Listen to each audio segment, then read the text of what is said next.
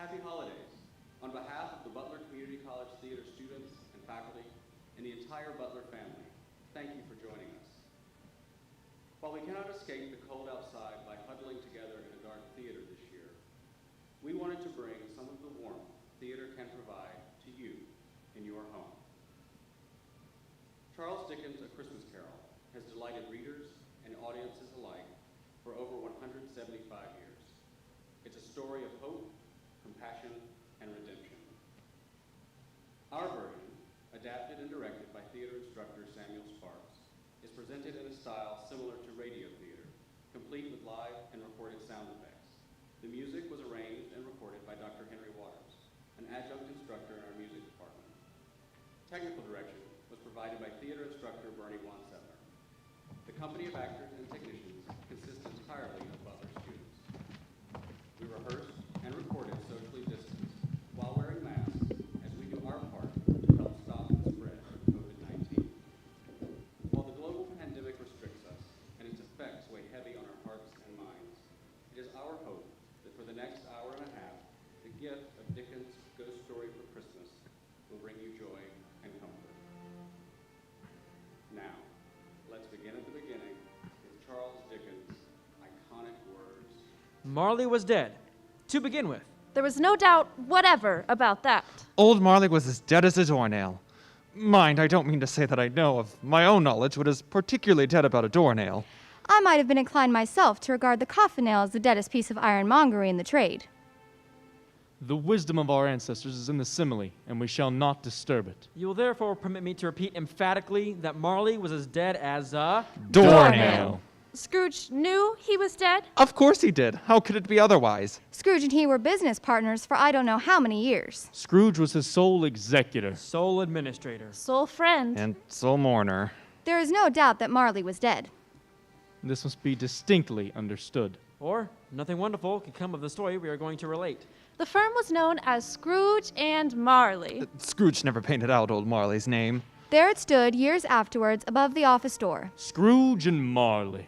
Sometimes people new to the business called Scrooge Scrooge and sometimes Marley, but he answered to both names. It was all the same to him. Oh, but he was a tight-fisted hand at the grindstone, Scrooge. A squeezing, Wrenching. Grasping. Scraping. Clutching. covetous old sinner, Hard. And sharp as flint. Secret. And self-contained. and solitary as an oyster. The cold within him froze his old features. Nipped his pointed nose. Shriveled his cheek. Stiffened his gait. Made his eyes red. His thin lips blue. And spoke out shrewdly in his grating voice.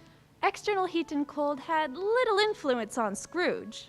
No warmth could warm. No wintry weather chill him. No wind that blew was bitterer than he. Foul weather didn't know where to have him. The heaviest rain and snow and hail and sleet could boast of the advantage over him in only one respect. They often came down handsomely. And Scrooge never did. Nobody ever stopped him in the streets to say with gladsome looks, My dear Mr. Scrooge, how are you? When will you come to see me? No beggars implored him to bestow a trifle. No children asked him what it was o'clock. But what did Scrooge care? it was the very thing he liked. Once upon a time. Of all the good days in the year, on Christmas Eve, Old Scrooge sat busy in his counting house. It was cold, bleak, biting weather. Foggy withal. He could hear the people in the court outside. the city clocks had only just struck 3, but it was quite dark already. It had not been light all day. Candles were flaring in the windows of the neighboring offices. The fog came pouring in at every chink and keyhole, and was so dense without that although the court was of the narrowest, the houses opposite were mere phantoms. The door of Scrooge's office was open, that he might keep an eye upon his clerk. Who, in a dismal little cell beyond, Sort of tank. Was copying letters. His clerk put on his white comforter and sat by the candle to try and warm himself, although, being a man of little imagination, He failed. A Merry Christmas, Uncle. God save you. it was the voice of Scrooge's nephew, who came upon him so quickly that this was the first intimation he had of his approach. Bah, humbug. His face was ruddy. And handsome. his eyes sparkled. And his breath smoked from the cold. Christmas a humbug, Uncle. You don't mean that, I'm sure. I do. Merry Christmas. What right have you to be merry? What reason have you to be merry? You're poor enough. Then, what right have you to be dismal? What reason have you to be morose? You're rich enough. Bah, humbug. Don't be cross, Uncle. What else can I be when I live in a world of such fools as this Merry Christmas? Out upon Christmas! What's Christmas time to you but a time for paying bills when you have no money? A time for finding yourself a year older and not an hour richer? If I could work my will, every idiot who went about with Merry Christmas on his lips would be boiled in his own pudding and buried with a stake of holly through his heart. Uncle! Nephew, keep Christmas in your own way and let me keep it in mine. Keep it? But you don't keep it. Let me leave it alone then. Much good has it ever done you. Much good will it ever do you. There are many things from which I have derived good, by which I have not profited. I dare say Christmas among the rest. But I am sure that I have always thought of Christmas time when it has come round as a good time. A kind, forgiving, charitable, pleasant time. The only time I know of in the long calendar of the year when men and women seem by one consent to open their shut-up hearts freely, and to think of people below them as if they really were fellow passengers to the grave, and not another race of creatures bound on other journeys.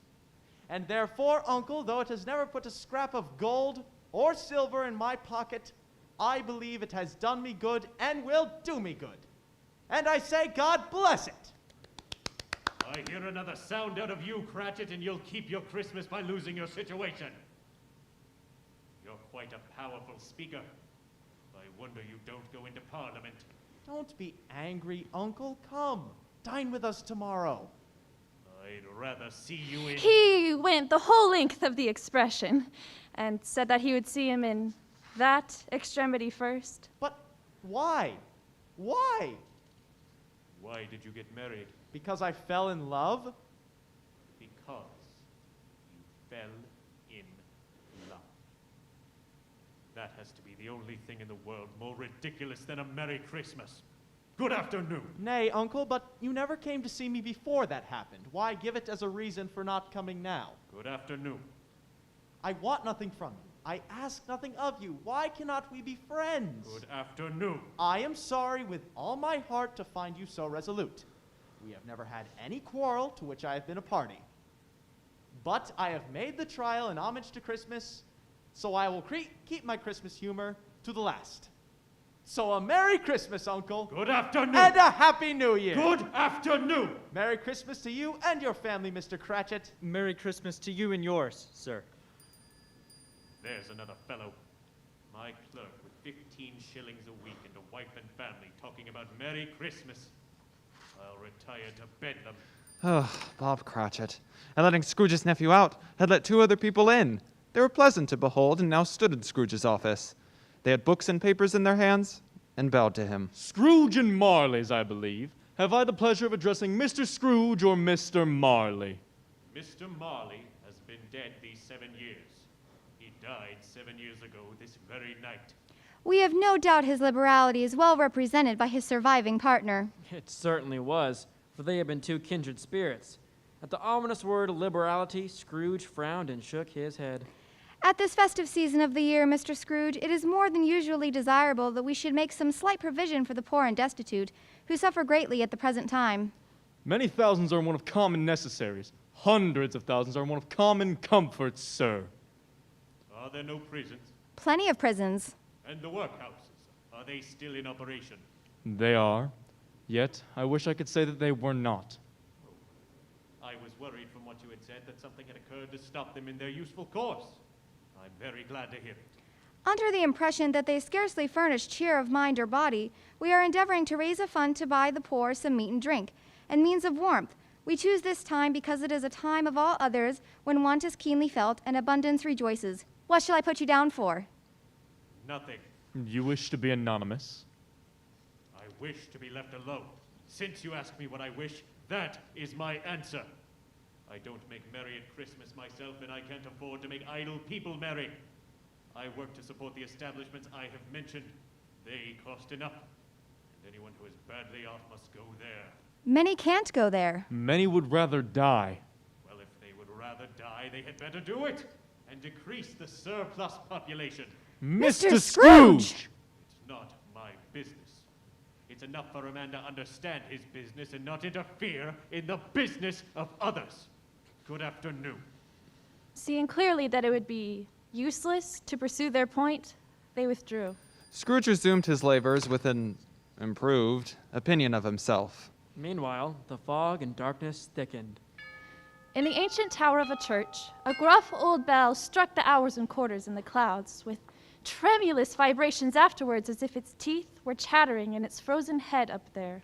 The cold became intense, Piercing. Searching. biting cold. At length, the hour of shutting up the counting house arrived. You'll want all day tomorrow, I suppose. If quite convenient, sir. It's not convenient, and it's not fair. If I were to dock your pay for it, you'd consider yourself ill-used, I'll be bound. The clerk smiled faintly. And yet you don't consider me ill-used when I give a day's pay for no work. It's only once a year, Mr. Scrooge. A poor excuse for picking a man's pocket every 25th of December. I suppose you must have all day. Be here all the earlier the next morning. Yes, Mr. Scrooge.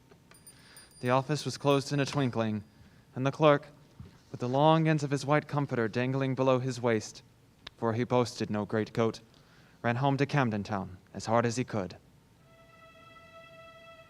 Scrooge took his melancholy dinner in his usual melancholy tavern, and having read all the newspapers and beguiled the rest of the evening with his banker's book, went home to bed.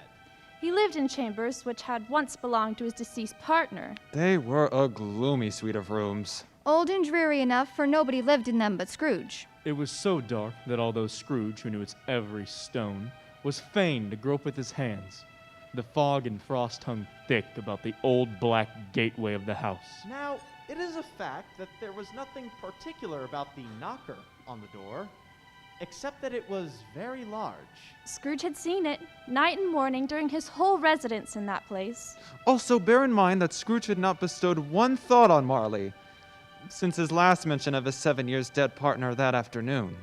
And then let anyone explain, if they can, how it happened that Scrooge, having his key in the lock of the door, saw the knocker, without its undergoing any change, was not a knocker. But Marley's face. Marley's face. It was not an impenetrable shadow, as the other objects in the yard were, but had a dismal light about it. It was not angry or ferocious, but looked at Scrooge the way Marley looked, with ghostly spectacles turned up upon its ghostly forehead. The hair was curiously stirred, as if by breath or hot air, and though the eyes were wide open, they were perfectly motionless. That and its livid color made it horrible, although the horror seemed to be in spite of the face and out of its control, rather than a part of its own expression. As Scrooge looked fixedly at this phenomenon, it was a knocker again. To say that he was not startled. Would be untrue. But he put his hand on the key he had relinquished, Turned it sturdily, Walked in. And lighted his candle. He did pause, with a moment's irresolution, before he shut the door. and he did look cautiously behind at first, as if he half expected to be terrified by the sight of Marley's pigtails sticking out into the hall. but there was nothing on the back of the door except the screws and nuts that held the knocker on. So he said, Pooh-pooh. And closed it with a bang. Every room above and every cask in the wine merchant's cellars below appeared to have a separate peal of echoes of its own. Scrooge was not a man to be frightened by echoes. He fastened the door and walked across the hall and up the stairs, slowly too, trimming his candle as he went. "Darkness is cheap." And Scrooge liked it. But before he shut his heavy door, he walked through his rooms to see that all was right. Sitting room, Bedroom, All as they should be. Nobody under the table. Nobody under the sofa. a small fire in the grate, nobody under the bed, Nobody in the closet. Nobody in his dressing gown. Which was hanging up in a suspicious attitude against the wall. Quite satisfied, he closed his door and locked himself in. double locked himself in. Which was not his custom. Thus, being secured against surprise, he took off his cravat. Put on his dressing gown and slippers. And his nightcap. And sat down before the fire. It was a very low fire indeed. Nothing on such a bitterly cold night. He was obliged to sit close to it and brood over it. The fireplace was an old one, built by some Dutch merchant long ago, and paved all round with quaint Dutch tiles designed to illustrate the scriptures. Hundreds of figures to attract his thoughts, and yet that face of Marley's, 7 years dead, came like the ancient prophet's rod and swallowed up the whole. If each smooth tile had been a blanket first, with power to shape some picture on its surface from the disjointed fragments of his thoughts, there would have been a copy of old Marley's head on every one. Humbug. said Scrooge and walked across the room. After several turns, he sat down again. As he threw his head back in his chair, his glance happened to rest upon a disused bell that hung in the room. It was with great astonishment, in a strange, inexplicable dread, that as he looked, he saw this bell begin to swing. It swung so softly in the outset that it scarcely made a sound. But soon it rang loudly. And so did every bell in the house. This might have lasted half a minute, or a minute, but it seemed an hour. The bell ceased as they had begun, together. They were succeeded by a clanking noise, deep down below, as if some person were dragging a heavy chain over the casks in the wine cellar. But then Scrooge remembered to have heard that ghosts in haunted houses were described as dragging chains. The cellar door flew open with a booming sound. And then he heard the noise much louder on the floors below. And coming up the stairs, Then straight towards his door. It's humbug still. I won't believe it. When and without pause, the phantom came on through the heavy door into the room before his eyes. Upon its coming in, the dying flame leaped up as though it cried, "I know him, Marley's ghost," and fell again. The same face. the very same. Marley in his pigtail, usual waistcoat, tights, and boots. Tassels bristling like his pigtail, and the hair upon his head. The chain he drew was long and wound about him like a tail, and it was made Of cash boxes. Keys. Padlocks. Ledgers. deeds. And heavy purses wrought in steel. His body was transparent, so as Scrooge, observing him and looking through his waistcoat, could see the 2 buttons on his coat behind. Scrooge had often heard it said that Marley had no bowels, but he never believed it until now. No, nor did he believe it even now. Though he could see the phantom through and through standing before his eyes, he still felt the chilling influence of its death-cold eyes, and was incredulous and fought against his senses. How now? What do you want with me? Much. Marley's voice, no doubt about it. Who are you? Ask me who I was. Who were you then? In life, I was your partner, Jacob Marley. Can you sit down? I can. Do it then. You don't believe in me. I don't. What evidence would you have of my reality beyond that of your senses? I don't know. Why do you doubt your senses? Because a little thing fools them. A slight disorder of the stomach makes them cheat. You may be an undigested bit of beef, a blot of mustard, a crumb of cheese, a fragment of an underdone potato. There's more of gravy than of grave with you. Whatever you are. Mercy! Dreadful apparition, why do you trouble me? Man of the worldly minds, do you believe in me or not? Yes, I do. But why do spirits walk the earth, and why do they come to me? It is required of everyone that the spirit within them should walk abroad among their fellows and travel far and wide. And if that spirit goes not forth in life, it is condemned to do so after death. It is doomed to wander through the world and witness what it cannot share, but might have shared on earth, and turns to happiness. You are fettered! Tell me why. I wear the chain I forged in life. I made it link by link, and yard by yard. I girded it on of my own free will, and of my own free will I wore it. Is its pattern strange to you? Scrooge trembled more and more. Or would you know the weight and length of the strong coil you bear yourself? It was full, as heavy, and as long as this 7 Christmas Eves ago. You have labored on it since. It is a ponderous chain. Jacob, old Jacob Marley, tell me more. Speak comfort to me, Jacob. I have none to give. Comfort comes from other regions, Ebenezer Scrooge, and is conveyed by other ministers to other kinds of men. Nor can I tell you what I would. A very little more is all permitted to me. I cannot rest. I cannot stay. I cannot linger anywhere. My spirit never walked beyond our counting house. Mark me. In life, my spirit never rode beyond the narrow limits of our money-changing hole, and weary journeys lie before me. You must have been very slow about it, Jacob. Slow? 7 years dead and traveling all the time. The whole time. No rest, no peace, incessant torture of remorse. You travel fast? On the wings of the wind. You might have covered a lot of ground in 7 years.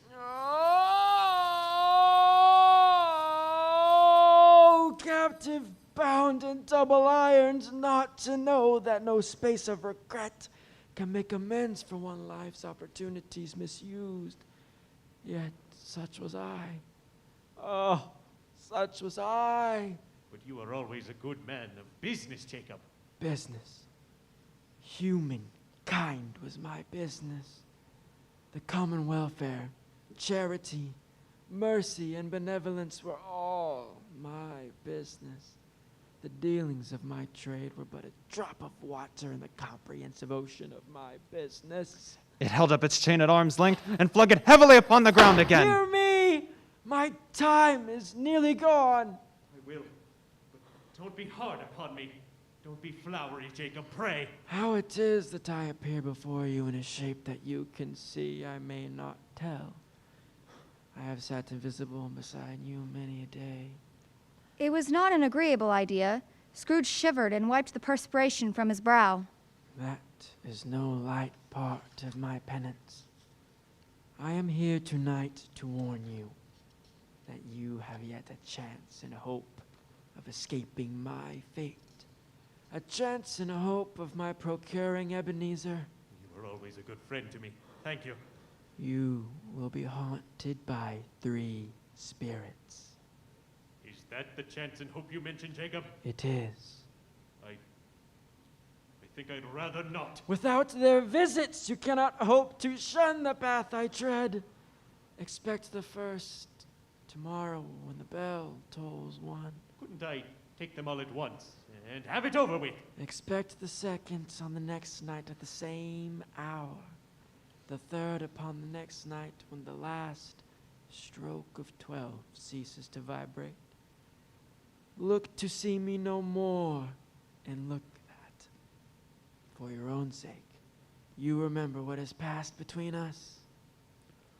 The apparition walked backward from him, toward the window, and at every step it took, it raised itself a little, so by the time the specter had reached it, it was wide open. It beckoned Scrooge to approach, which he did.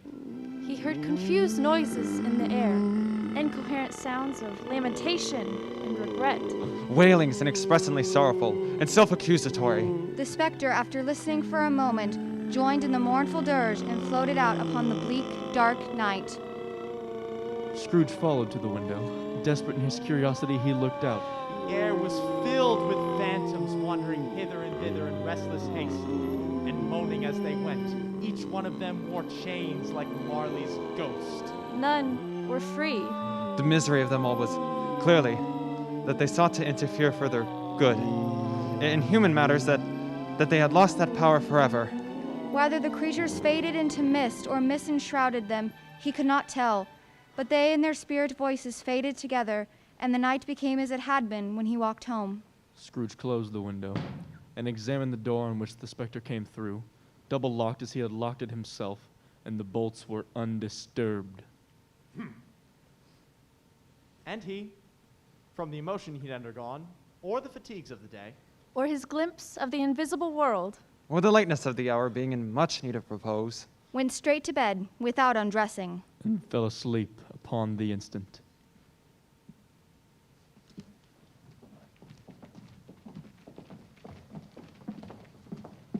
when Scrooge awoke, It was so dark that looking out of bed, he could scarcely distinguish the transparent window from the opaque walls of his chamber. He was endeavoring to pierce the darkness with his ferret eyes when the chimes of a neighboring church struck the 4 quarters.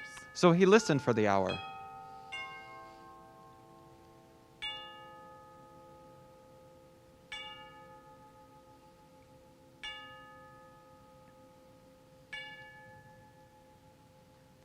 To his great astonishment, the heavy bell rung on from 6 to 7. And from 7 to 8.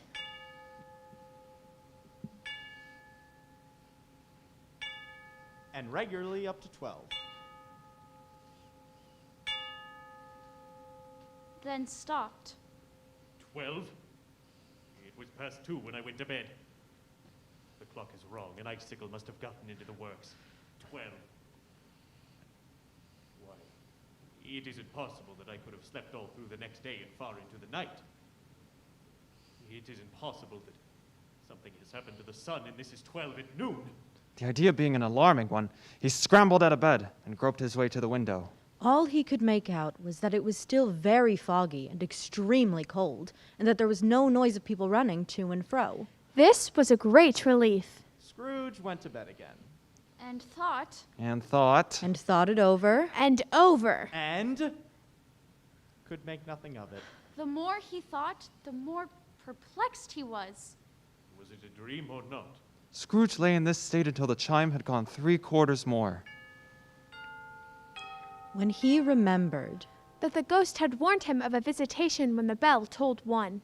He resolved to lie awake until the hour was past. And, considering he could no more go to sleep than go to heaven, this was perhaps the wisest resolution in his power.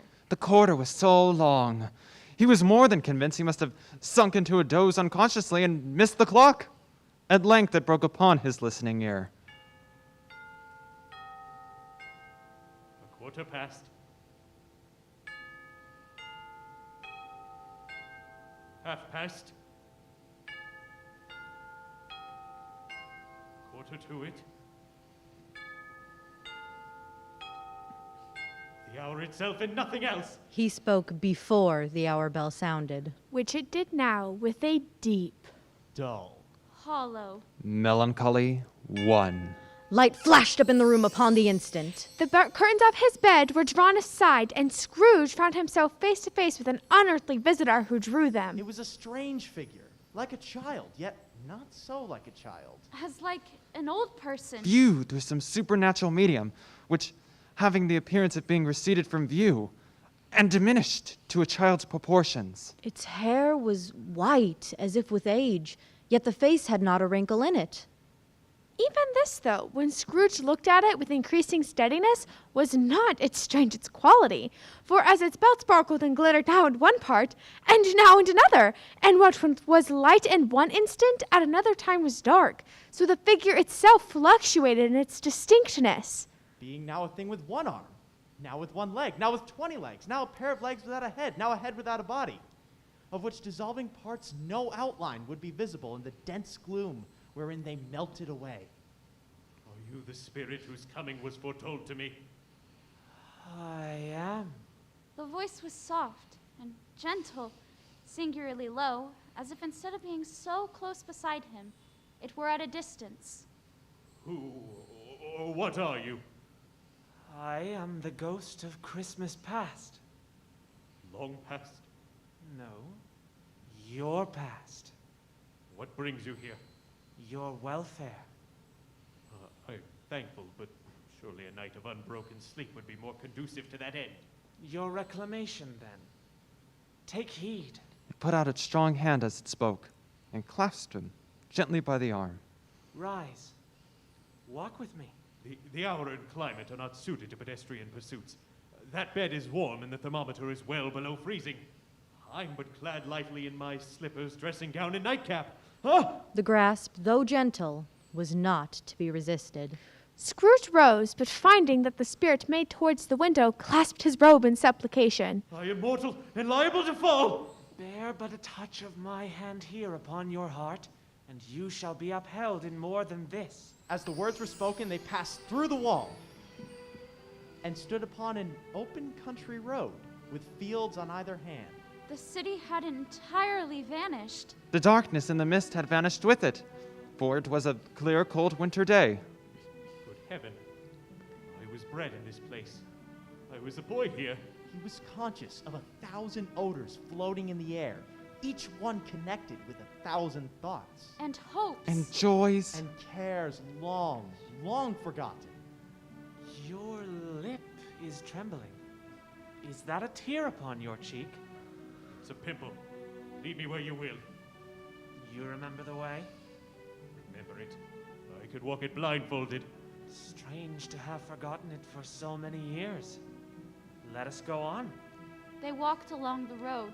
Scrooge recognized every gate, and post, and tree. Some shaggy ponies were now seen trotting towards them, with boys in great spirits mounted upon their backs, who shouted at other boys in country gigs and carts driven by farmers, until the broad fields were so full of merry music that the crisp air laughed to hear it.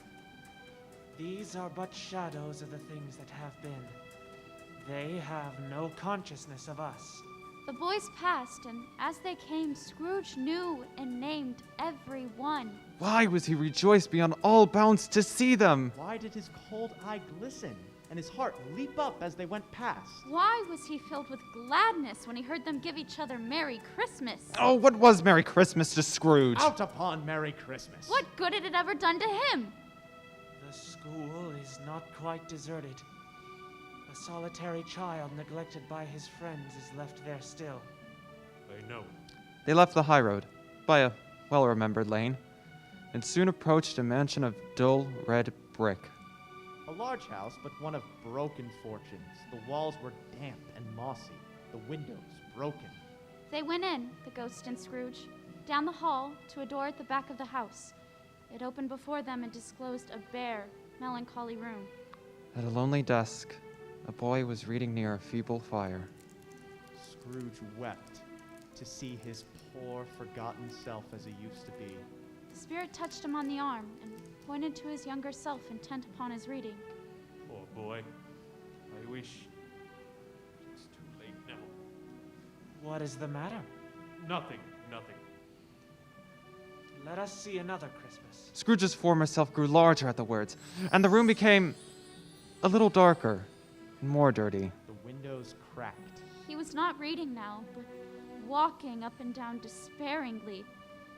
Scrooge looked at the ghost, and with a mournful shaking of his head, glanced anxiously towards the door. It opened, and a little girl, much younger than the boy, came darting in, and putting her arms about his neck, kissing him, addressed him as her Dear brother, I've come to bring you home, dear brother, to bring you home. Home, little fan? Yes, home for the good of all, home forever and ever. Oh, brother, so much kinder than he used to be, that home's like heaven. He spoke so gently to me wonder night when I was going to bed that I was no longer afraid to ask him once more if you might come home. And he said, yes, you should. And he sent me in a coach to bring you, and you are never to come back here. But first we are going to be together all the Christmas long and have the merriest of time in all the world. You are quite a woman, little fan. She began to drag him in her childish eagerness towards the door. The children bade the schoolmaster goodbye, and getting into the carriage, drove down the garden sweep. Always a delicate creature whom a breath might have withered. But she had a large heart. So she had. She died a woman and had, as I think, children. One child. True. Your nephew. Yes. They had at that moment left the school behind them, and they were now in the busy thoroughfares of a city. Here, too, it was Christmas time again, but it was evening, and the streets were brightly lit. The ghost stopped at a certain warehouse door and asked Scrooge if he knew it.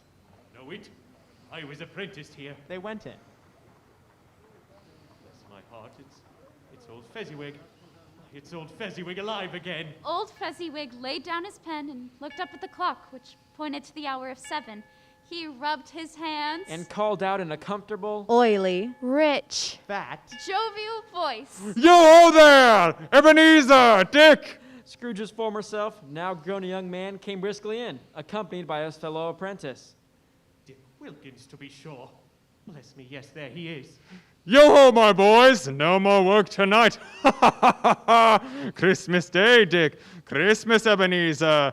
Let's clear away the day before man can say Jack Robinson. You wouldn't believe how those two fellows went at it. Hilly-ho, clear away, my lads, and let's have lots of room here. Oh, hilly-ho, Dick. Cheer up, Ebenezer. There was nothing they wouldn't have cleared away or couldn't have cleared away with old Fezziwig looking on. It was done in a minute. The floor was swept and mopped. The lamps were trimmed. Fuel was heaped upon the fire. And the warehouse was as snug And warm. And dry. And bright a ballroom as you would desire to see upon a winter's night. In came Mrs. Fezziwig. one vast substantial smile. In came all the young men and women employed in the business. In they all came, one after another. In they all came, anyhow and everyhow. Away they all went. Dancing! Hands half round and back again the other way. Down the middle and up again. Round and round in various stages of affectionate grouping. Oh, well done, well done. There were more dances and cake and more dances and mince pies and more dances. But the great effect of the evening came after the roast beef when the fiddler Struck up Sir Roger de Coverley. Then old Fezziwig stood out to dance with Mrs. Fezziwig. They were marvelous. And when old Fezziwig and Mrs. Fezziwig had gone all through the dance, and the clock struck 11, this domestic ball broke up. Mr. and Mrs. Fezziwig took their stations on either side of the door, and shaking hands individually with each person as they went out, wished each of them a Merry Christmas. When everybody had retired, but the two apprentices, they did the same to them. And thus the cheerful voices died away. And the lads were left to their beds, which were under a counter in the back shop. During the whole of this time, Scrooge had acted like a man out of his wits. his heart and soul were in the scene and with his former self. He corroborated everything. Remembered everything. Enjoyed everything. And underwent the strangest agitation. It was not until now, when the bright faces of his former self and Dick were turned from them, that he remembered the ghost and became conscious that it was looking full upon him, while the light upon its head burnt very clear. A small matter to make these silly folks so full of gratitude. Small? Why, is it not? Old Fezziwig has spent but a few pounds of your mortal money. 3 or 4, perhaps. Is that so much that he deserves this praise? It isn't that. It isn't that, Spirit. He has the power to make us happy or unhappy, to make our service light or burdensome, a pleasure or a toil. Say that his power lies in words and looks, in things so slight and insignificant that it's impossible to add or count them up. What then? The happiness he gives is as great as if it had cost a fortune. He felt the spirit's glance and stopped. What is the matter? Nothing in particular. Something, I think. No, I should just like to say a few words to my clerk right about now. That's all. My time grows short. Quick! Again, Scrooge saw himself. Older now, a man in the prime of life. There was an eager, greedy, restless motion in his eyes, which showed the passion that had taken root. He was not alone, but sat by the side of a fair young woman. In whose eyes there were tears. It matters little. To you, very little. Another idol has displaced me, and if it can cheer and comfort you in time to come, as I would have tried to do, I have no just cause to grieve. What idol has displaced you? A golden one. This is the even-handed dealing of the world. There is nothing on which it is so hard as poverty, and there is nothing it professes to condemn with such severity as the pursuit of wealth. You fear the world too much. I have seen your nobler aspirations fall off one by one until the master passion, gain, engrosses you. Have I not? What then? Even if I have grown so much wiser, what then? I am not changed towards you. Am I? Our contract is an old one. It was made when we were both poor and content to be so, until, in good time, we could improve our fortune by our patient industry. You are changed. When it was made, you were another man. I was a boy. Your own feeling tells you you were not what you are. I am. That which promised happiness when we were one in heart is fraught with misery now that we are two. How often and how keenly I have thought of this, I will not say. It is enough that I have thought of it and can release you. Have I ever sought release? In words? No, never. In what, then? In a changed nature, in an altered spirit, in everything that made my love of any worth or value in your sight. If this had never been between us, tell me, would you seek me out and try to win me now? You think not? I would gladly think otherwise if I could. Heaven knows if you were free today, tomorrow, yesterday. Can even I believe that you would choose a penniless girl? You who weigh everything by gain. If you were false enough to your one guiding principle to do so, do I not know your regret would surely follow? I do, and I release you. With a full heart, for the love of him you once were. You may have pain in this, but shortly you will dismiss the memory of it as an unprofitable dream. May you be happy in the life you have chosen. She left him, and they parted. Spirit, leave me. Conduct me home. Why do you delight to torture me? One shadow more. No more. No more. I don't want to see it. Show me no more. But the relentless ghost pinioned him and forced him to observe what happened next. They were in another scene and a place, a room, not very large but full of comfort. Near to the winter fire sat mother and daughter, laughing heartily. Now a knocking at the door was heard. The father was home, attended by a man laden with Christmas toys and presents. The joy! The gratitude! Ecstasy! Scrooge looked on more attentively than ever. Belle, I saw an old friend of yours this afternoon. Who was it? Guess. How can I? Tut, don't I know? Mr. Scrooge. Mr. Scrooge it was. I walked past his office window. His partner lies upon the point of death, I hear.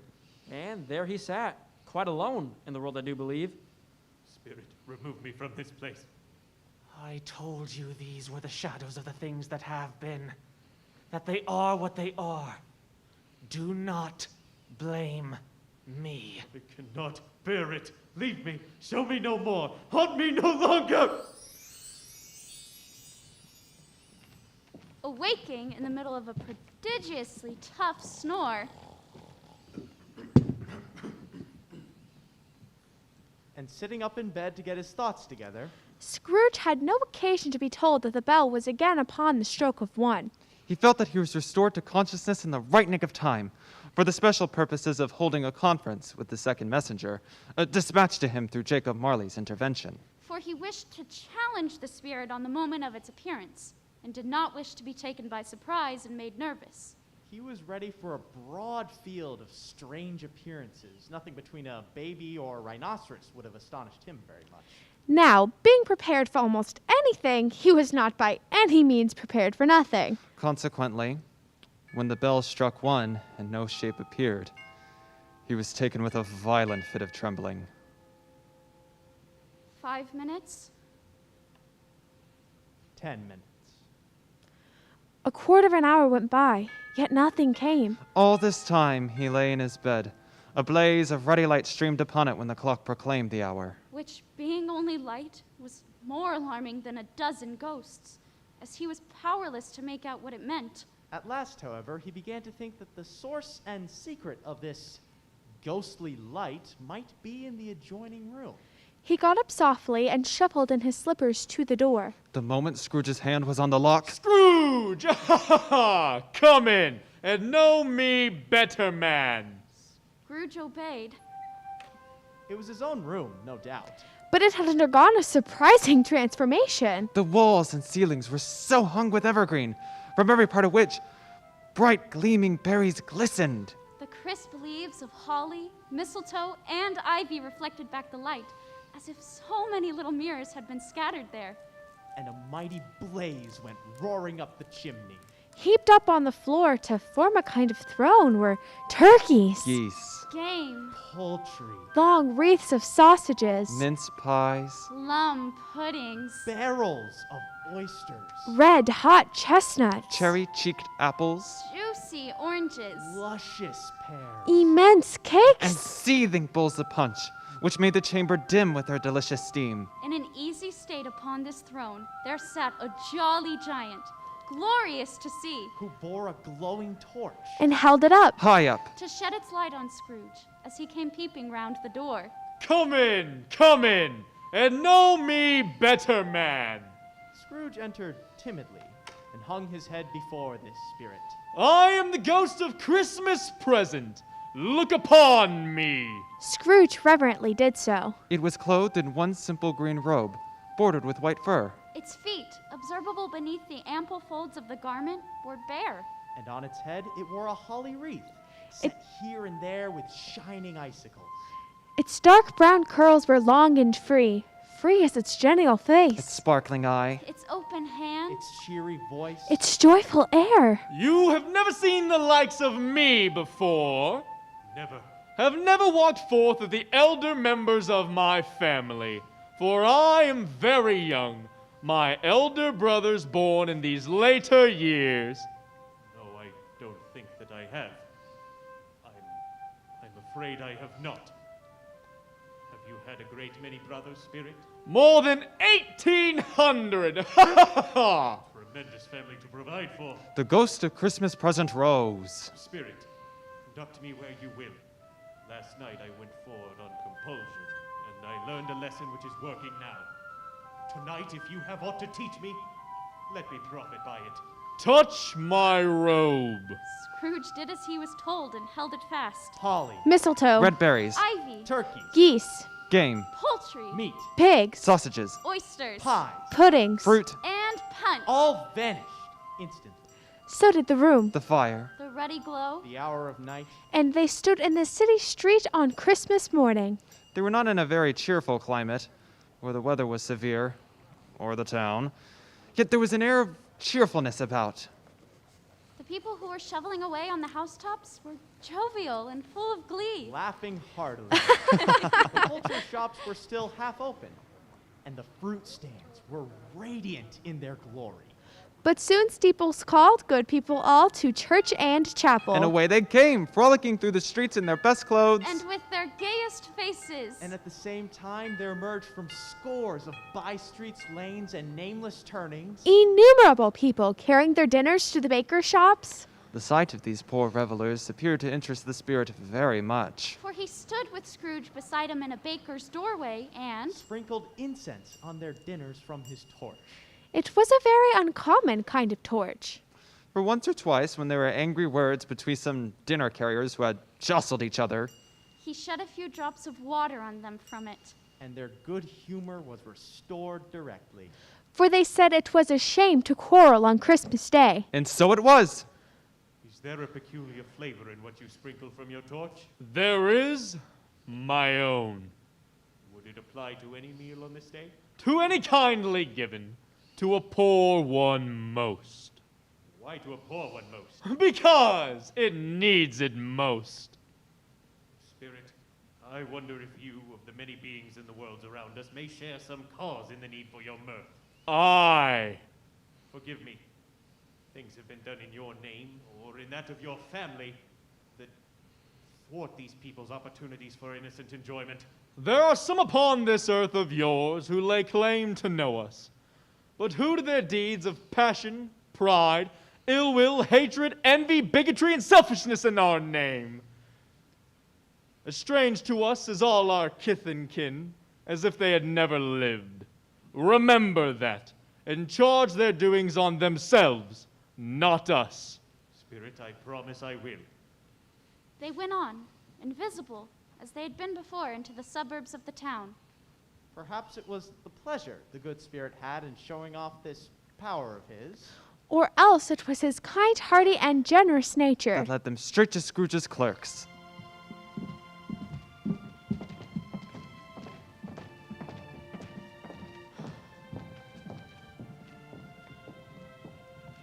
On the threshold of the door, the spirit smiled. and stopped to bless Bob Cratchit's dwelling with the sprinkling of his torch. Then up rose Mrs. Cratchit, Dressed but in a poorly gown, but decorated in ribbons. which were cheap and made a goodly show for little money. And she laid the cloth, assisted by Belinda Cratchit, Second of her daughters, while Master Peter Cratchit plunged a fork into the saucepan of potatoes. Whatever has got your precious father then? And your brother, Tiny Tim? And Martha wasn't late last Christmas Day by half an hour. Oh, here's Martha, Mother. Here's Martha, Mother. Hoorah! There's such a goose, Martha. Why, bless your heart alive, my dear, how late you are. We had a deal of work to finish up last night and had to clear away this morning, Mother. Never mind, so long as you are here. Sit down before the fire, my dear, and warm yourself. No! Here's Father coming. Hide, Martha, hide! There's Bob Cratchit. That must be Tiny Tim. There's a small crutch, and his limbs are supported by an iron frame. Hello, my dears. Merry Christmas. Peter, Belinda. But where's our Martha? Not coming. Not coming? Not coming upon Christmas Day? Why, if those ogres made her Oh, work... here I am, Father. I can't stand to see you disappointed, if only for a joke. Martha, dear Martha. Merry Christmas. Children, take Tim and you all go wash up. And how did little Tim behave? As good as gold and better. And somehow he gets thoughtful sitting by himself so much, and thinks the strangest things you've ever heard. He told me coming home that he hoped the people saw him in the church, because he was crippled. And it might be pleasant to them to remember upon Christmas Day who made lame beggars walk and blind men see. Our Tiny Tim is growing strong and hardy. Here they are. Is it time for the goose? Yes, dear, time for the goose. My dear, I don't believe there ever was such a goose cooked. A Merry Christmas to us all, my dears. God bless us. God bless us. God bless us, everyone. Spirit, tell me if Tiny Tim will live. I see a vacant seat in a poor chimney corner, and a crutch without an owner. Carefully preserved, if these shadows remain unaltered by the future, the child will die. No, kind spirit, say he will be spared. If these shadows remain unaltered by the future, none other of my race will find him here. What then? If he be like to die, he better do it, and decrease the surplus population. Spirit, I may have said that, but... Will you decide what men shall live and what men shall die?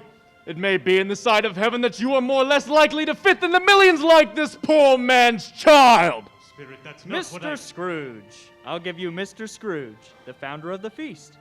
The founder of the feast, indeed. I wish I had him here. I'd give him a piece of my mind to feast upon, and I'd hope he'd have a good appetite for it. My dear, the children, Christmas Day. It should be Christmas Day. I'm sure in which one drinks the health of such a stingy, odious, the hard, unfeeling man as Mr. Scrooge. You know he is, Robert. Nobody knows it better than you do. Poor fellow. My dear, Christmas Day. I'll drink his health for your sake and the day's, not for his. A long life to him. A Merry Christmas and a Happy New Year. He'll be very merry and very happy, I have no doubt. The mention of your name has cast a dark shadow upon this party.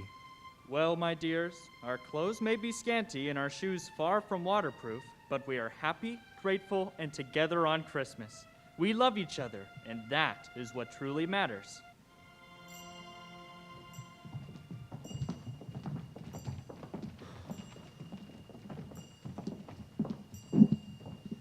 As Bob Cratchit's family faded, looking happier yet in the bright sprinklings of the spirit's torch, Scrooge had his eye upon them. And especially on Tiny Tim until the last. By this time it was getting dark and snowing pretty heavily. As Scrooge and the spirit went along the streets, the brightness of the roaring fires in kitchens, parlors, and all sorts of rooms was wonderful. If you would have judged by the number of people on their way to friendly gatherings, you may have thought no one would be at home to give them welcome when they got there. Blessings on it, how the ghost exulted. How it bared its breath of breast. And opened its capacious palm. And floated on. Outpouring with a generous hand. Its bright and harmless mirth shining on everything within its reach. What place is this? A place where miners live, who labor in the bowels of the earth. But they know me, see? The spirit did not tarry here, but bade Scrooge hold his robe, passing on above the moor. Not to see. To see!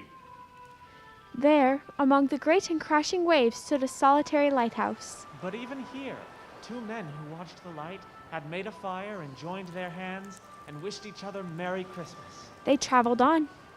It was a great surprise to Scrooge, while listening to the moaning of the wind and traveling over the unknown abyss, to hear a hearty laugh. My nephew? While there is infection and disease and sorrow, there is nothing more irresistibly contagious than laughter and good humor. He said that Christmas was a humbug as I live. He believed it too. More shame for him, Fred. He's a comical old fellow, that's the truth. And not so pleasant as he might be. However, his offenses carry their own punishment, and I have nothing to say against him. I'm sure he is very rich, Fred. At least you keep telling me so. What of that, my dear? His wealth is of no use to him. He doesn't do any good with it. He doesn't make himself comfortable with it. He hasn't the satisfaction of thinking he's ever going to benefit us with it. I have no patience with him. I agree. Oh, I have. I am sorry for him. I couldn't be angry with him if I tried. Who suffers by all his ill whims? Himself. Always. Here he takes it to his head to dislike us, and he won't come and dine with us. What's the consequence? He doesn't lose much of a dinner. Indeed. I think he loses a very good dinner. Yes, he indeed. does. Well, I'm very glad to hear it, because I have in great faith in these young housekeepers. What do you say, Topper? A bachelor is a wretched outcast who has no right to express an opinion on the subject. Do go on, Fred. He never finishes what he begins to say. I was only going to say that the consequence of his taking a dislike to us is, as I think, that he loses some pleasant moments, which could do him no harm. I mean to give him the same chance every year, whether he likes it or not, for I pity him. I mean to give him this, he may rail at Christmas till he dies, but he can't help thinking better of it, I defy him, if he finds me going in good temper, year after year, saying, Uncle Scrooge, how are you? If it only puts him in the vein to leave his poor clerk 50 pounds, that's something. Some music. Oh, yes, music. If I had listened to it often years ago, I might have cultivated the kindnesses of life for my own happiness with my own hands, instead of relying on the sexton's spade that buried Jacob Marley. I'm very pleased to find you in this mood. Please let us stay until the party is over. This cannot be done. Here is a new game. 1/2 hour, Spirit, only one. Yes and no. I will think of something, and the rest you must find out what I am thinking of by asking questions whose answers are yes or no. Ooh. Is it an animal? Yes. A live animal? Yes. Is it a rather disagreeable animal? Yes. A savage animal. Oh, yes. An animal that growls and grunts sometimes? Yes. Does it talk? Yes. Does it, walk upon the streets? Yes. Is it ever made a show of? No. Is it led by anyone? Never. Does it live in a zoo? No. Is it ever killed in a market? No. Is it a horse? No. A cow? No. A bull? No. A tiger? No. A dog?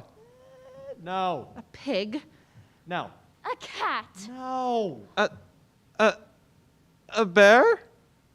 No. I have found it out. I know what it is, Fred. I know what it is. What is it? It's your Uncle Scrooge.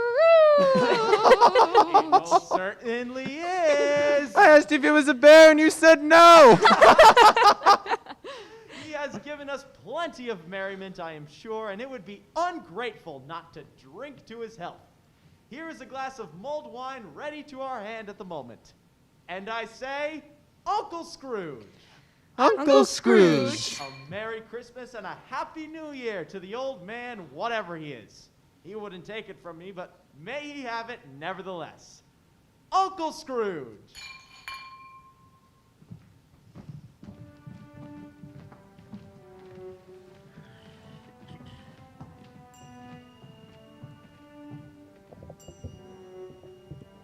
The whole scene passed in the breath of the last words spoken by his nephew. Scrooge and the Spirit were again upon their travels. Much they saw and far they went, and many homes they visited, but always with a happy end. The Spirit stood beside sick beds, and they were cheerful. By struggling men, and they were patient in their greater hope. By poverty, and it was rich.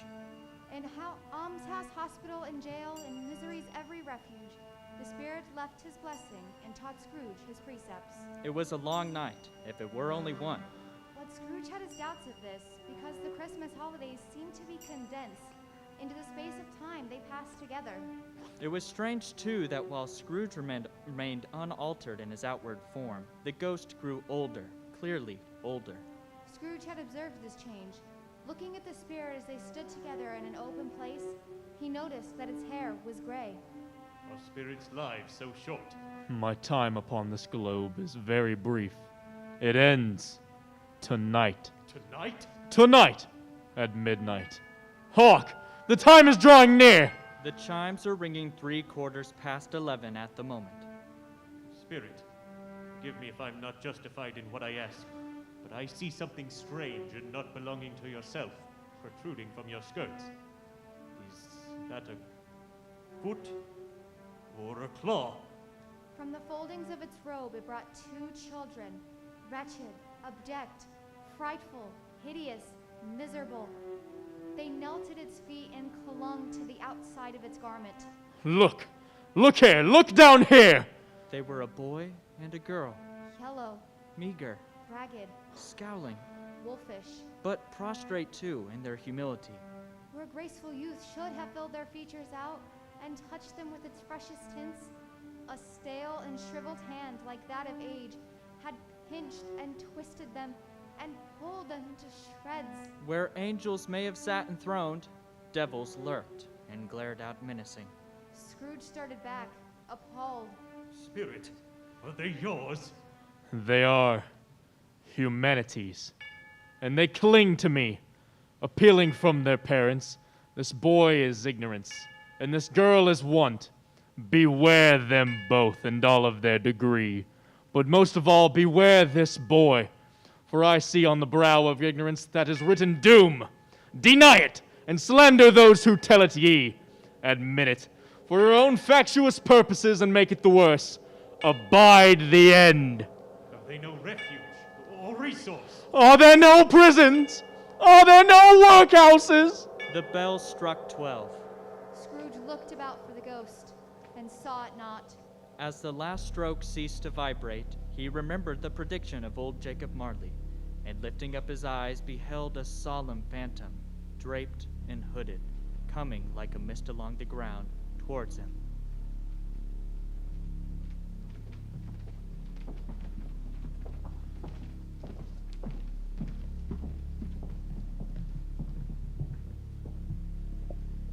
The phantom slowly, Gravely, Silently approached. The very air through which this spirit moved, it appeared to scatter gloom and mystery. it was shrouded in a deep black garment, which concealed its form, its face, and its body, and left nothing of it visible save one outstretched hand. its mysterious presence filled Scrooge with a solemn dread. I am in the presence of the ghost of Christmas yet to come. The spirit answered not, but pointed onward with its hand. You are about to show me shadows of the things that have not happened but will happen in the time before us. Is that so? The upper portion of the garment was contracted for an instant in its folds, as if the spirit had inclined its head. That was the only answer he received. Although well used to ghostly company by this time, Scrooge feared the shape so much that his legs trembled beneath him. It thrilled him with a vague, uncertain horror to know that behind the dusky shroud there were ghostly eyes intently fixed upon him. Ghost of the future, I fear you more than any specter I have seen. But as I know your purpose is to do me good, and as I hope to live to be a better man from what I was, I'm prepared to bear you company and do it with a thankful heart. Will you not speak to me? It gave him no reply. The hand was pointed straight before them. Lead on. Lead on. The night is waning fast, and it is precious time to me, I know. Lead on, spirit! They scarcely seemed to enter the city. for the city seemed to spring up about them. But there they were, in the heart of it amongst the merchants. They stopped beside a small knot of business people. Observing that the hand was pointed to them, Scrooge advanced to listen to their talk.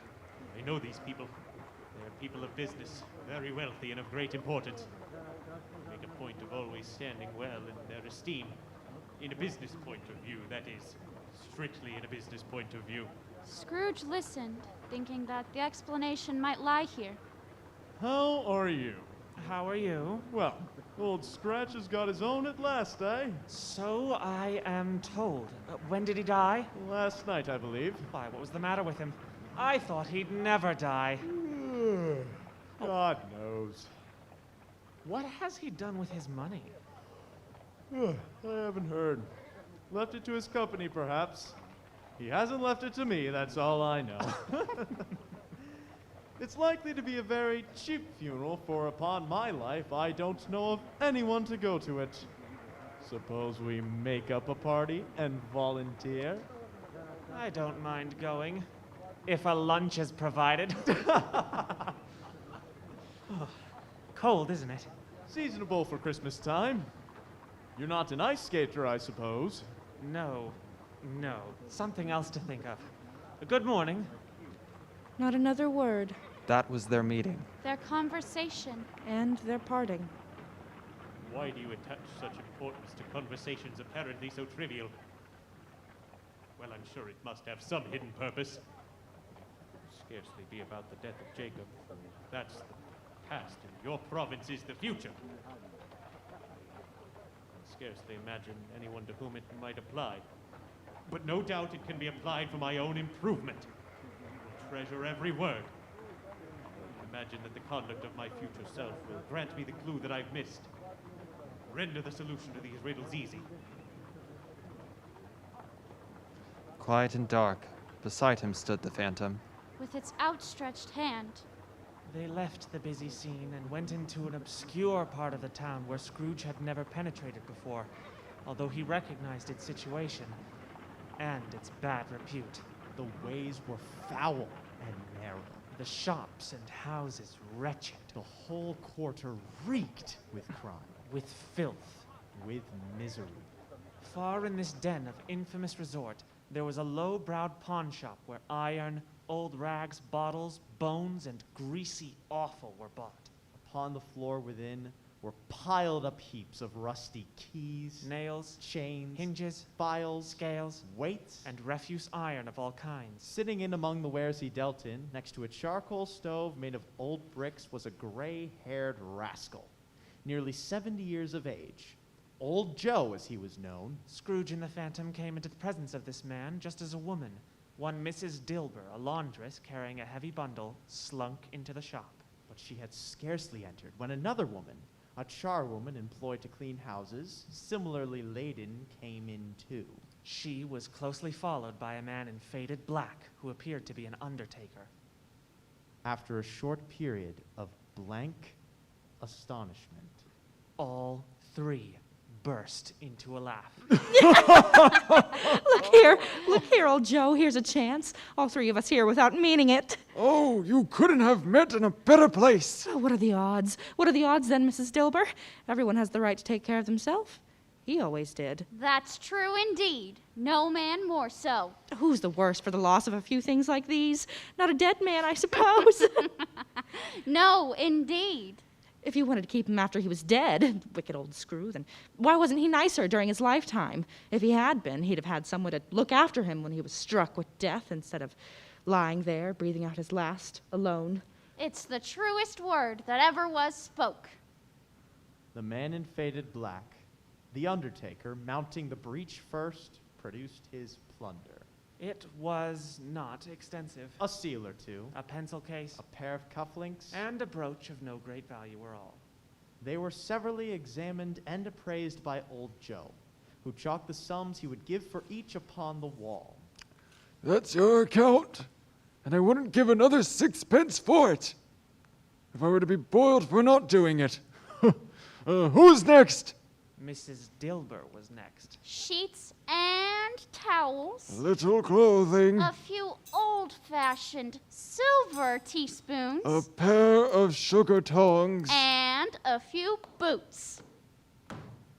Her account was stated on the wall in the same manner. Oh, I always give too much to ladies. It's a weakness of mine. Well, that's your account. If you were to ask for another penny, I'd repent of being so liberal and knock off half a crown. And now undo my bundle, Joe. Joe went down on his knees for the greater convenience of opening it, and having unfastened a great many knots, dragged out a large and heavy roll of some dark stuff. What do you call this? Bed curtains? Bed curtains. You don't mean to say you took them down, rings and all, with him lying there, did you? Yes, I do. Why not? You were born to make your fortune, and you'll certainly do it.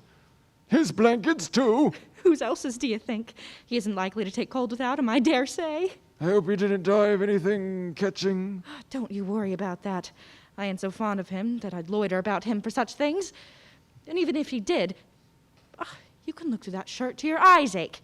You won't find a hole in it nor a threadbare place. It's the best he had, and a fine one, too. They'd have wasted it if it weren't for me. What do you call wasting of it? Putting it on him to be buried, to be sure. Someone was fool enough to do it, but I took it off again. Scrooge listened to this dialogue in horror. As they sat, grouped about their spoil in the scanty light afforded by the old man's lamp, he viewed them with a detestation and disgust which could hardly have been greater, though they had been obscene demons marketing the corpse itself. Old Joe produced a flannel bag with money in it, doled out their several gains upon the ground. This is the end of it, you see? He frightened everyone away while he was alive, to profit us when he was dead! Spirit, I see. The case of this unhappy man might be my own. My life tends that way now.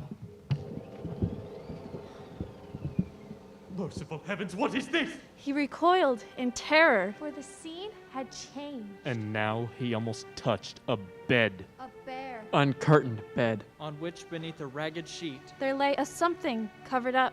The room was very dark. A pale light rising in the outer air fell straight upon the bed. And on it, plundered and bereft, Unwatched. unwept. Uncared for was the body of this man. Scrooge glanced towards the phantom. its steady hand was pointed to the head. The cover were so carelessly adjusted that the slightest raising of it The motion of a finger upon Scrooge's part Would have disclosed the face. He thought of it. Felt how easy it would be to do. And longed to do it. but had no more power to withdraw the veil than to dismiss the specter at his side. They've brought him to a rich end, truly. He lay in this dark, empty house with not a man, woman, or child to say that he was kind. And for but the memory of one kind word, I will be kind to him. A cat was tearing at the door. And there was a sound of gnawing rats beneath the hearthstone. Spirit, this is a fearful place. In leaving here, I will not forget its lesson. Trust me. Let us go. Still, the ghost pointed with an unmoved finger to the head. I understand you, and I would if I could. But I have not the power, Spirit. I have not the power. Again, it seemed to look upon him. If there is any person in the town who feels some emotion caused by this man's death, show that person to me, Spirit, I beseech you. The phantom spread his dark robe before him for a moment, like a wing, and withdrawing it, revealed a room by daylight. where a mother and her children were. She was expecting someone. And with anxious eagerness, At length, the long-expected knock was heard. She hurried to the door. And met her husband. a man whose face was careworn and depressed, though he was young. There was a remarkable expression in it now, a kind of serious delight of which he felt ashamed, and which he struggled to repress. He sat down by the fire. And after a long silence, What news? He appeared embarrassed how to answer. Is it good or bad? Bad. We are quite ruined? No, there is hope yet, Caroline. If he relents, there is. Yet nothing is past hope if such a miracle has happened. He is past relenting. He is dead. She was a mild and patient creature if her face spoke truth. I'm thankful in my soul to hear it. She prayed forgiveness the next moment and was sorry. but the first was the emotion of her heart. To whom will our debt be transferred? I don't know. But before that time comes, we shall be ready with the money. And although we are not, it would be in bad fortune indeed to find so mercilessly a creditor and his successor. We may sleep tonight with light hearts, Caroline! Yes. It was a happier house for this man's death. The only emotion that the ghost could show him caused by the event was one of pleasure. Let me see some tenderness connected with the death, or that dark chamber spirit which we left just now will be forever present to me. The ghost conducted him through several streets familiar to his feet, Scrooge looked here and there to find himself. but he was nowhere to be seen, They entered poor Bob Cratchit's house. and found the mother and children seated round the fire. Quiet. Very quiet. The mother and her daughters were engaged in sewing, and Peter Cratchit sat with a book before him. But surely they were very quiet. And he took a child and set him in the midst of them. Where had Scrooge heard those words? He had not dreamed them. The boy must have read them out while he and the spirit crossed the threshold. Why does he not go on? The mother laid her work upon the table and put her hand up to her face. The color hurts my eyes. They're better now again. It makes them weak by candlelight, and I wouldn't show weak eyes to your father when he comes home for the world. It must be near his time. Past it, rather. But I think he has walked a little slower than he used to these last few evenings, Mother. They were very quiet again. I have known him to walk with. I have known him to walk with Tiny Tim upon his shoulder, very fast indeed. And so have I. Often. And so have I. So have all. Oh, but he was very light to carry, and your father loved him so that it was no trouble. No trouble. Oh, and here's your father at the door. She hurried out to meet him Bob was very cheerful with them. and spoke pleasantly to all the family. He looked at the sewing upon the table and praised the industry and speed of Mrs. Cratchit and the girls. This is truly lovely, my dears. You'll be done long before Sunday. Sunday. You went today then, Robert. Yes, my dear. I wish you could have gone. It'd have done you good to see how green a place it is. But you'll see it often. I promised him I'd walk there on a Sunday. My little child. My little child. He broke down all at once. He couldn't help it. If he could have helped it, perhaps he and his child would have been farther apart than they were. I experienced the most extraordinary kindness from Mr. Scrooge's nephew Fred today. I met him in the street and he mentioned I looked a little down. He inquired on what happened to distress me, on which he is the most pleasantest spoken gentleman you have ever heard. I told him, "Heartily sorry for it, Mr. Cratchit," he said, "and heartily sorry for your good wife." By the by, how he knew that, I don't know. Knew what, my dear? Why, that you were a good wife. Everybody knows that. Very well observed, my boy. I hope they do. "Heartily sorry," he said, "for your good wife. If I could be of service to you in any way," he said, giving me his card, "that's where I live. Pray, come see me." It's truly as if he had known our Tiny Tim and felt with us. I'm sure he's a good soul. To be sure, my dear. And I am sure that we shall not forget poor Tiny Tim, shall we? Or this first parting that there was among us. Never, Father. And I know, my dears, when we recollect on how patient and how mild he was, although he was a little child, we shall not quarrel easily among ourselves and forget poor Tiny Tim in doing it. No, never, Father. I am very happy indeed. Spirit, something informs me that our parting moment is at hand. I know it, but I know not how. Tell me what man that was whom we saw lying dead. The ghost of Christmas yet to come conveyed him as before, though at a different time, he thought. Indeed, there seemed no order in these latter visions, save that they were in the future, into the resorts of businessmen, but showed him not himself. Indeed, the spirit did not stay for anything, but went straight on, as to the end just now desired, until we sought by Scrooge to tarry for a moment. This court through which we hurry now is where my place of occupation lies. Let me see what I may be in days to come. The spirit stopped. The hand was pointed elsewhere. The office is yonder. Why do you point away? The inexorable finger underwent no change. Scrooge hastened to the window of his office and looked in. It was an office still, but not his. The furniture was not the same, and the figure in the chair was not himself. The phantom pointed, as before. He joined it, and wondering why and whither it had gone, and accompanied it until they had reached an iron gate. A churchyard. Here then, the wretched man whose name he had now to learn lay underneath the ground. Walled in by houses. Overrun by grass and weeds, the growth of vegetation's death. Not life, choked up with too much burying. The spirit stood among the graves and pointed down to one. He advanced towards it, trembling. The phantom was exactly as it had been. But Scrooge dreaded that he saw a new meaning in its solemn shape. Before I draw nearer to that stone to which you point, answer me this question. Are these the shadows of things that will be, or are they shadows of things that may be only? Still, the ghost pointed downward to the grave by which it stood. Men's courses will foreshadow certain ends, to which if persevered in they must lead. But if the courses be departed from, the ends must change. Say that is thus with what you show me. The spirit was immovable as ever.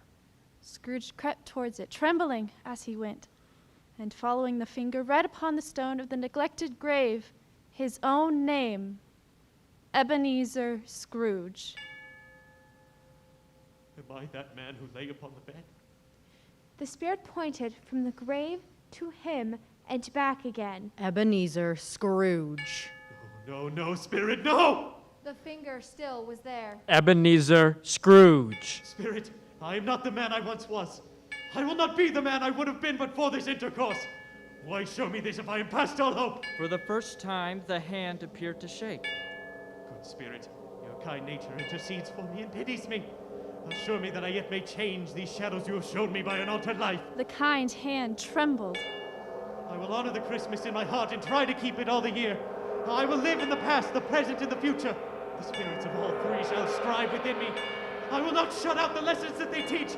Oh, tell me that I may sponge away the writing on this stone! In his agony, he caught the spectral hand. It sought to free itself, but he was strong in his entreaty and detained it. The spirit, stronger yet, repulsed him. Holding up his hands in a last prayer to have his fate reversed, he saw an alteration in the phantom's hood and dress. It shrunk, collapsed, and dwindled down into a bedpost.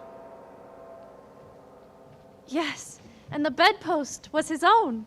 The bedpost is my own. The bed was his own. The bed is my own. The room was his own. The room is my own. Best and happiest of all, the time before him was his own, to make amends in. I will live in the past, the present, and the future. The spirits of all three shall strive within me. Oh, Jacob and Marley, heaven in the Christmas time be praised for this. I say it on my knees, old Jacob, on my knees. He was so fluttered and so glowing with his good intentions that his broken voice would scarcely answer to his call. He had been sobbing violently in his conflict with the spirit, and his face was wet with tears. The bed curtains are not torn down. They're here. I am here. The shadows of the things that would have been may be dispelled. They will be. I know they will. I'm as light as a feather. I'm as happy as an angel. I'm as merry as a schoolboy. A Merry Christmas to all the world. A Happy New Year to everyone. I don't know what day of the month it is. I don't know how long I've been among the spirits. I don't know anything. I'm quite a baby. Never mind, I don't care. I'd rather be a baby. He was checked in his transports by the churches, ringing out the lustiest peals he had ever heard. Clash! Clang! Hammer! Ding! Dong! Bell! Bell! Dong! Ding! Hammer! Clang! Clash! Glorious, glorious. Running to the window, he opened it and put out his head. Stirring cold! Cold piping for the blood to dance to. Golden sunlight! Heavenly sky! Sweet fresh air! Merry bells! Glorious, glorious. He called downward to a boy in Sunday clothes. What's today? Eh? What's today, my fine fellow? Today? Why, it's Christmas Day. It's Christmas Day! I haven't missed it. Spirits have done it all in one night. They can do anything they like. Of course they can. Of course they can. Hello, my fine fellow. Hello. Do you know the poulterers on the next street? The one on the corner? Well, I should hope I do. Wonderful boy, a remarkable boy. Do you know if they've sold the prize turkey that was hanging up there? Not the little prize turkey, the big one? What, the one as big as me? What an intelligent boy. Yes, my buck. It's hanging there now. Is it? Go and buy it. Go on. Are you mad? Oh, no. I'm in earnest. Go and buy it and tell them to bring it here that I may tell them where to take it. Come back with the poulterer and I'll give you a shilling. Come back in less than 5 minutes and I'll give you half a crown. I shall send it to Bob Cratchit. He shan't know who sent it. It's twice the size of Tiny Tim. He went downstairs to open the street door, ready for the coming of the poulterer. As he stood there, the door knocker caught his eye. I shall love it as long as I live. I scarcely ever noticed it before. What an honest expression it has on its face. It's a wonderful knocker. Here's the turkey. Hello. Whoop. How are you? A Merry Christmas to you. Oh, why, it's impossible to carry that to Camden Town all by yourself. You simply must have a cab. The chuckle with which he said this. And the chuckle with which he paid for the turkey. And the chuckle with which he paid for the cab. And the chuckle with which he recompensed the boy. Were only to be exceeded by the chuckle with which he sat down breathless in his chair again. And chuckled till he cried. He dressed himself all in his best, and at last got out into the streets. Hello. Good morning to you. A Merry Christmas. Happy New Year. Hello. Merry Christmas to you. The people were by this time pouring forth as he had seen them with the ghost of Christmas present. Scrooge regarded everyone with a delighted smile. He had not gone far when, coming on towards them, he beheld the solicitor, who had walked into his counting house the day before and said, "Scrooge and Marley's, I believe." It set a pang across his heart to think how this person would look upon him when they met. How do you do? I hope you succeeded yesterday. It was very kind of you. A Merry Christmas to you. Mr. Scrooge? Yes, that is my name. I fear it may not be pleasant to you. Allow me to ask your pardon, and will you have the goodness of accepting... Lord bless me! My dear Mr. Scrooge, are you serious? If you please, not a penny less. A great many back payments are included in it, I assure you. Will you do me that favor? Mr. Scrooge, I don't know what to say to such munificence. Oh, don't say anything. Come and visit me. Will you come and visit me? I will. Thank you. I thank you 50 times. Bless you.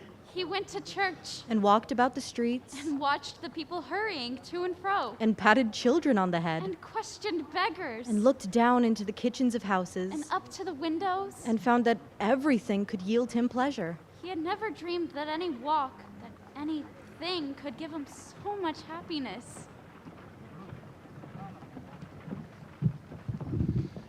In the afternoon, he turned his steps toward his nephew's house. He passed the door a dozen times before he had the courage to go up and knock. But he made a dash and did it. Fred! Why, bless my soul. Who's that? Uncle Scrooge? Darling, it's... Oh, you'll never believe it. It's my Uncle Scrooge. It's I, your Uncle Scrooge. I've come to dinner. Will you let me in, Fred? He was at home in 5 minutes. Nothing could be heartier. His niece looked just the same. So did the other guests when they came. Wonderful party. Wonderful games. Wonderful happiness. But he was early at the office the next morning. If he could only be there first and catch Bob Cratchit coming late. That was the thing he had set his heart upon. I did it. The clock struck 9. No, Bob. A quarter past. No, Bob.